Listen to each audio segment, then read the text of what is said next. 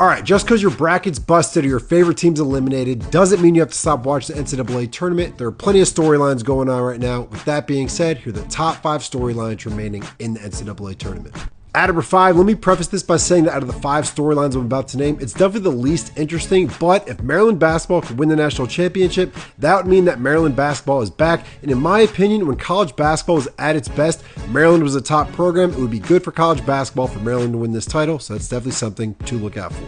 At number 4, I'm going with Michigan State winning the championship because this would bring Tom Izzo back to Mount Rushmore level. I feel like he's been kind of flying under the radar for the last few years. People don't really see him as a top coach right now, even though he probably is. Plus, with that being said, if he wins the championship, that would mean he won a championship with Jason Richardson in 2000 and Jason Richardson's son in 2025. 25 years apart, a championship with a dad and his son. That is legendary stuff. At number 3, I'm going with Kentucky winning the national championship. Not only did they lose Coach Cal and hire a new head coach, they have an entirely new starting 5. That's pretty crazy to have a whole new head coach, whole new group of players. These guys didn't know each other a year ago, and now they win the national championship. That would be crazy. That would mean Kentucky is the best program. And in relation to that, at number 2, I'm going with Arkansas reaching the Final Four. If Coach Cal could take a 10-seeded Arkansas to the Final Four a year after he left Kentucky, that would completely change the narrative around his career, that he's just a recruiter and not an X's and O's guy. If Coach Cal can do this and Kentucky doesn't make the Final Four, I think we know who needed more who in the Kentucky John Calipari thing. And at number 1, I'm going with Cooper Flagg winning a national title. Look, I don't know if you see it, but I think the prophecy is saying that this guy right here is going to be the next face of the NBA.